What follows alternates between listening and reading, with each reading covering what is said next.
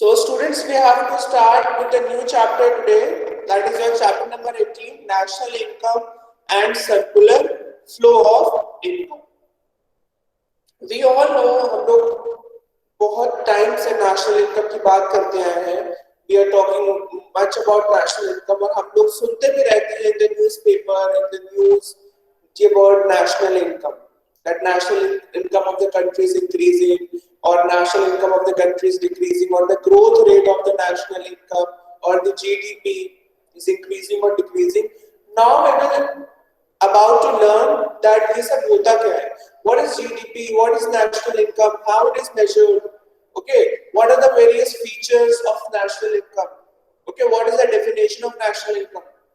All right, and how the various sectors in the economy they are related to each other. There are so many. There are generally 4 sectors in the economy, और वो आपस में कैसे related होते हैं? How they are related? How the income flow happens? How the exchange consumption happens between them? This we are going to discuss in this chapter. That is your national income and circular flow of income. Before starting with the chapter, you must know the meaning of national income. That what national income is. Okay. The major question that arises is what is national income? What is national income? We must know that what is national income. See, national income क्या होती है हमारी country में बहुत सारे goods and services का production होता है. We all know that every time, every year, every day, every month कुछ value of goods and services का प्रोडक्शन होता है. ठीक है. नेशनल इनकम क्या बताती है कि एक साल में, ठीक है, एक साल हम क्या लेंगे, whatever financial year that is being used in that country. जैसे हमारी कंट्री में क्या फाइनेंशियल ईयर यूज होता है, 1st of April से 31st of March of the second year. This is the financial year of our country. ये तो सबको पता होगा कि ये फाइनेंशियल ईयर है हमारी कंट्री का. Harsh, look on the board, whatever I'm telling you. Okay, so this is the financial year of our country from 1st of April to 31st of March. So national income बताएगी कि इस पूरे साल में 1st of April से लेकर, for example, if I'm talking about the national income of this year, in 1st of April 2020 से लेकर 31st of March 2021 तक कितनी value of goods and services का प्रोडक्शन हुआ हमारी economy. Okay, final goods and services का production. So how it is defined? That national income is defined as the money value of all the final goods and services produced by the normal residents of a country, whether operating within the domestic territory of the country or outside in a year. एक साल में हमारी country में कितनी final goods से कितनी value की final goods and services का प्रोडक्शन हो रहा है, and that production must be done by the normal residents of the country. जो हमारी कंट्री में नॉर्मली लोग डिसाइड करते हैं, क्योंकि हमारी कंट्री में फॉरेनर्स भी डिसाइड करते हैं. Okay, so how can we define it? That national income, इसी डेफिनेशन में से हम इसके कुछ फीचर्स उठाएंगे and then we will discuss it in detail.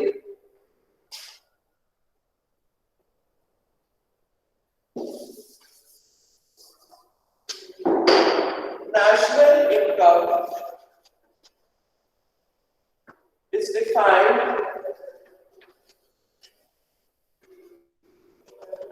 as the money value of all final goods and services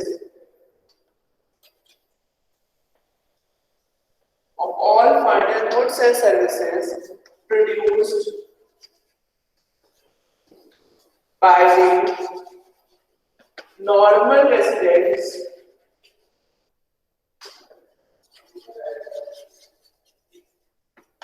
of a country in a year. So this is the technical definition of national income. Okay, now let us see the various points that we are getting in this definition. Which points है जो हमें मिल रहे हैं, जिनको हम keywords बोलेंगे. That national income is defined as the money value. First thing that I am getting that it is the money value. किस चीज की money value? Of all final goods and services. Of all final goods and services produced by the normal residents, then I am getting this keyword, the normal residents of a country in a year. 4. Generally, I have got 4 keywords in this definition. That it is the money value. किस चीज की money value of all final goods and services produced by the normal residents of a country in a year. That means हमारी country में एक साल में एक financial year में जितनी भी मनी वैल्यू और गुड्स एंड सर्विसेज का प्रोडक्शन होता है, that is known as the national income of that country. Is that clear? Okay. Now we will see various features or various aspects of national income. इसी definition में से हम सारे features को we will pick all the features up. जो first हमने बताया था money value, okay? So उसी में से first feature आता है हमारा. That national income is a monetary expression. Okay, national income is a monetary expression. What do we mean by monetary expression? It means that national income of any country, it will be measured in the currency of that country. Okay. For example, किसी country में अगर जितने भी goods बन रही हैं, उनकी value हम कैसे निकालेंगे? उनके प्राइस को ऐड करके, जैसे ये मोबाइल है, बुक है, मास्क है, लैपटॉप है, चॉक है, स्वेटर है, बैग है, ठीक है? इतनी सारे हजारों गुड्स एंड सर्विसेज का प्रोडक्शन होता है इकोनॉमी में. उन सबकी वैल्यू हम कैसे निकालेंगे? उनके प्राइसेस को देख के. ये लैपटॉप कितने का है, मोबाइल कितने का है, बुक कितने की है, जैकेट कितने का है, बैग कितने का है, उन सबके प्राइसेस को जब हम ऐड कर लेंगे, देन हमें कुछ वैल्यू मिलेगी रुपीस में, total values. That is the monetary expression. हम कहते हैं कि हमारी कंट्री की नेशनल इनकम इतनी लाख करोड़ रुपए हो गई है ना. So it is measured in any currency. किसी करेंसी में इसकी वैल्यू निकाली जाती है. That is why national income is a monetary expression. Alright.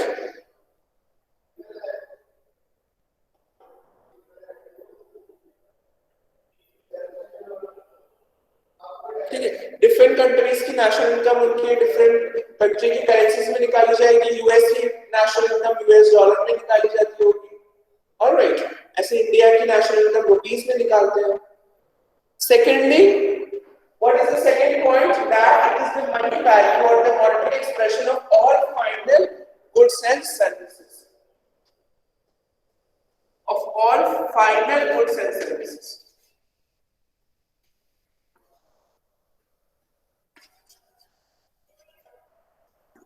देखो इस डेफिनेशन में बहुत इंपॉर्टेंट चीज है.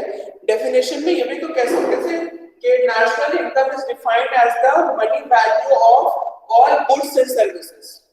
यहाँ पे ये नहीं कह रहे हैं ऑल गुड्स एंड सर्विसेज, हम कह रहे हैं all final goods and services. तो कुछ ना कुछ तो डिफरेंस होगा या कुछ ना कुछ तो प्रॉब्लम आती होगी, इसलिए यहाँ पे फाइनल वर्ड का यूज कर रहे हैं. So what are final goods? See there are two types of goods. There are final goods and intermediate goods. Final goods are those goods which are used for the eventual consumption. जो direct consumption के लिए use होती है वो हमारी final goods होती है. Intermediate goods वो होती हैं जो production process में help करती हैं कोई particular final product बनाने के लिए. वो हमारी intermediate product होती है. Alright. For example, if I am talking about a biscuit packet, एक biscuit के पैकेट की हम बात करें, then that is a final good because that product is ready for consumption. वो consumption के लिए ready है मार्केट में. आप उसको खरीदिए, उसको खा लीजिए. लेकिन वो बिस्किट बनाने में जो फ्लावर यूज हुआ है, जो आटा यूज हुआ है, जो शुगर यूज हुई है, या whatever material is being used in producing that biscuit, all those products are intermediary products. So this is the difference between a final product, a final good, and intermediary good. Final good is that good which is ready for consumption. It does not require any value addition for the consumption. Whereas intermediary goods, it requires value addition. हमें आटा खरीदना पड़ेगा, आटे में चीनी मिलानी पड़ेगी, उसके biscuits को बेक करना पड़ेगा, पैकेजिंग करनी पड़ेगी. Okay, so all these things are your intermediary goods. So in national income, remember we do not include the value of intermediary good. कभी भी हम intermediary good की value को include नहीं करेंगे. We will only include the value of final goods and services. अब इसका कोई रीजन नहीं होगा. इकोनॉमिक्स में ना रीजन की नहीं होती. It is an application based subject. So why only value of final goods and services are being added? Why not the value of intermediary goods are added? इसको आप डिस्कस करते हैं एक पर्टिकुलर एग्जांपल से. Alright. For example, जैसे हमने biscuit की बात बोली. Alright. I am talking about a particular biscuit. वो बिस्किट का पैकेट बनाने में फ्लावर लगा होगा, कुछ फ्लावर खरीदा होगा प्रोड्यूसर ने, शुगर और जो भी रॉ मटेरियल है वो सब लगे होंगे क्या बनाने के लिए? बिस्किट्स बनाने. फॉर एग्जाम्पल वो बिस्किट का एक पैकेट 10 रुपीज का है. For example, per unit वो 10 रुपीज का है. ऑलराइट, तो ये रुपीज 10 रुपए कैसे डिसाइड की होंगे प्रोड्यूसर ने? हम इसको 10 रुपए का बेचें पर यूनिट. अपनी लागत से डिसाइड करते हैं ना, कॉस्ट से. कितने का आटा लग रहा है इसमें, कितना शुगर लग रहा है, कितना अंदर रॉ मटेरियल लग रहा है, उसी से इसका प्राइस डिटरमाइन होता है. होता है नहीं होता है? अगर आटा महंगा हो जाए तो क्या होगा? अगर ज्यादा महंगा हो जाए तो बिस्किट महंगे बिकने लगेंगे, प्राइस बढ़ा देंगे बिस्किट वाले, है ना. शुगर बहुत महंगी हो जाए तो वो प्राइस बढ़ा देंगे. और तो जो प्राइस होता है, जो फाइनल वैल्यू होती है किसी भी प्रोडक्ट की, उसमें इंटरमीडिएट गुड्स की वैल्यू ऑलरेडी एडेड होती है. ये जो रुपीज 10 है, 10 रुपीज है, इसमें ऑलरेडी जो पर यूनिट फ्लावर की वैल्यू है, पर यूनिट शुगर की वैल्यू है, या पर यूनिट रॉ मटेरियल की वैल्यू है, it is already added in this rupees 10. ये ऑलरेडी इस 10 रुपए में एडेड हो. तो अब और ये फाइनल गुड है बिस्किट, ये इंटरमीडिएट गुड्स थे हमारे. तो अगर हम ये for example national income measure करते समय, when we are measuring the national income, हम इसके भी 10 रुपए ऐड कर ले और इनको भी ऐड कर ले, ये भी कितना कितने का लगा. So it leads to the problem of double counting. ये डबल काउंटिंग हो जाएगी. ऑलरेडी इस 10 रुपए में इनकी वैल्यू एडेड है, तो दोबारा से इनकी वैल्यू ऐड करने का क्या मतलब? कोई मतलब नहीं. Because already the value of these raw materials, which are the intermediary goods, it is added in this value of the final good, in 10 rupees. Okay, if we are adding the value of intermediate goods also, it will lead to the problem of double counting. Many times this question has been asked in your board that what is double counting? Okay, and how this problem can be, you can overcome this problem while calculating the national income. So ये question लिख लो तक कहीं पे तुम लोग, what is double counting and how the problem of double counting can be overcome. So what is the problem of double counting? The problem of double counting will occur when we add the value of intermediary goods with the value of final goods also. Final goods की value के साथ हम intermediary goods की value भी अगर add कर लेंगे, it will lead to the problem of double counting. And how we can overcome this problem? By excluding the value of intermediary consumption, by excluding the value of intermediary goods. अगर हम intermediate goods की value को नहीं ले रहे हैं, we are only taking the value of final goods and services, then this problem can be solved, this problem can be tackled. हम सिर्फ इसकी वैल्यू ले, इसकी वैल्यू ना ले तो डबल काउंटिंग नहीं. क्लियर? सो इसीलिए हम फाइनल गुड्स एंड सर्विसेज की वैल्यू लेते हैं so that there is no problem of double counting. Okay, then एक point आता है, fourth point पे हम लोग आ जाते हैं, third point अभी discuss करेंगे, that it is measured in a particular year. Particular year में मेजर होती है नेशनल इनकम, दैट मींस एक पर्टिकुलर डेट से लेकर दूसरी पर्टिकुलर डेट तक. First, if we talk about it in context of India, then it is being measured between 1st of April to 31st of March. दो dates के बीच measure हो रहा है. And I have told you anything which is being measured over a period of time.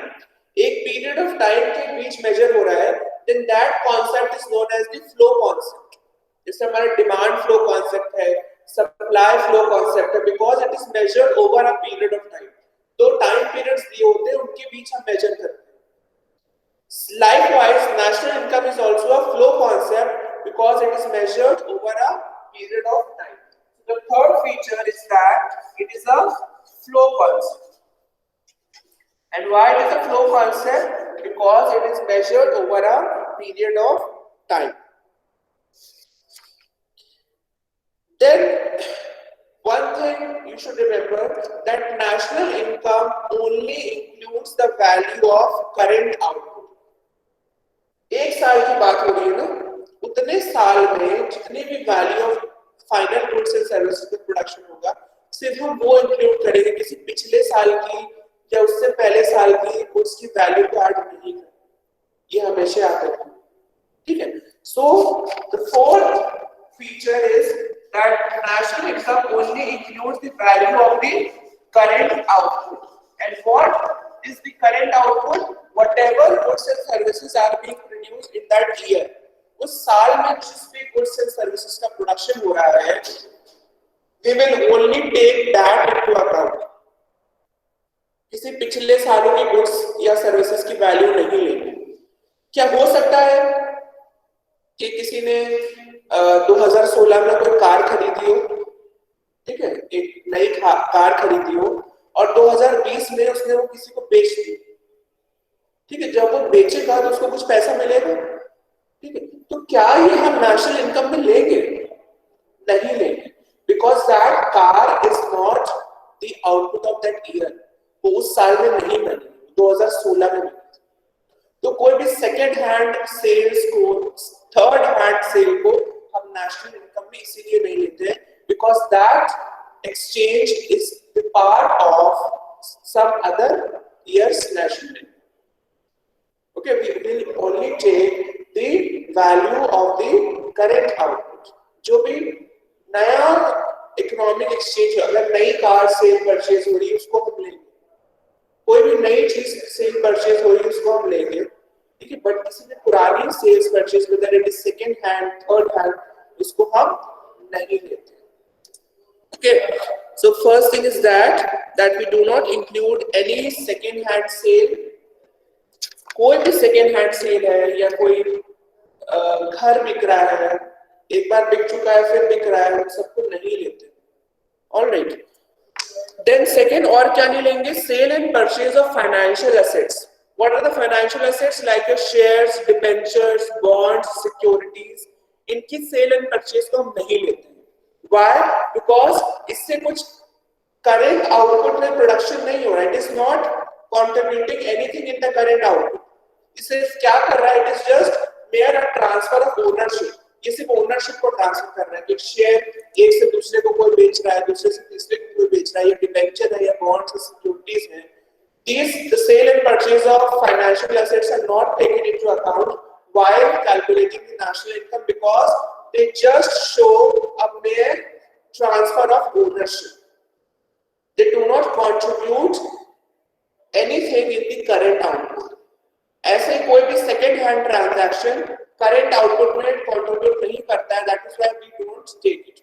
तो पहली चीज क्या नहीं लेते? कोई भी second hand transaction नहीं लेते national income में. Second चीज, कोई भी sale and purchase of financial asset नहीं लेते हैं. Third, they will also not take into account any kind of transfer payments. What are transfer payments? There are two types of payments, factor payments and transfer payments. Factor payments वो होते हैं जब किसी भी production activity में you are contributing उसके बदले आपको कुछ पेमेंट करा जा रहा है, that is your factor payment. For example any labour is working in any factory, उसको जो एम्प्लॉयर है वो पैसा देता है, ठीक है, that is factor income. Rent है वो फैक्टर इनकम होता है. अगर आप उस प्रोडक्शन एक्टिविटी में कोई योगदान दे रहे हो और जब आपको पैसा मिल रहा है, then that is your factor payment or factor income.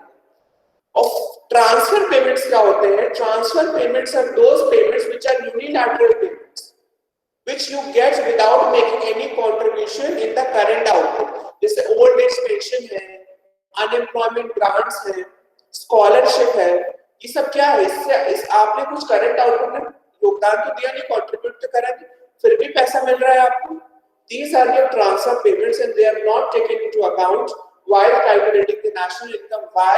Because it does not shows any contribution, it does not contribute in the current output of that particular year. Alright, so हम तीन चीजें नहीं लेते हैं. पहली चीज क्या है? Any second hand transaction we do not take. Second, any sale and purchase of financial asset we do not take. Third, we do not take any kind of transfer payments. इन तीनों चीजों को मिलाकर कहते हैं प्योर एक्सचेंज ट्रांजैक्शंस. लिख लो. Second hand transactions, sale and purchase of financial assets, third transfer payments. All these three things are known as pure exchange transactions. So this question can also be asked that why pure exchange transactions are not taken into account while calculating the national income, or what is the treatment of pure exchange transactions while calculating the national income. तो तुम्हारा सीधा answer होगा we do not take into account the pure exchange transactions. The first one, second hand sale and purchase. Why? Because it shows the value of some other year's national income. Secondly, we do not take sale and purchase of financial assets because it just shows the mere transfer of the ownership and it does not contribute anything in the current or the recent output. Then third, we do not take any transfer payments because it is a unilateral payment and no contribution in the current output is being done in place of that payment. तो हम ये तीनों चीजें नहीं लेते. And the difference between factor payment, transfer payment can be asked. Definition of transfer payments can be asked. All these things are very important. All right. The last thing is left. That what are normal residents? See, national income में दिखा रहे हैं हम लोग कि that the value of goods and services that are being produced by the normal residents of that country, only that we take. So normal residents क्या होते हैं? That we have to discuss. This we will discuss on the basis of residents and domestic territory. Residents क्या होते हैं और हमारी domestic territory क्या होती है? ठीक है. Normal residents क्या होते हैं? Normal residents are those persons who ordinarily reside in a country in which they live and whose economic interest lies in that country. कोई भी ऐसे लोग जो हमारी कंट्री में रह रहे हैं, all right, और क्यों रह रहे हैं? Because their economic interest is lying in that country, they are working in that country. Those are called as your normal residents of the country.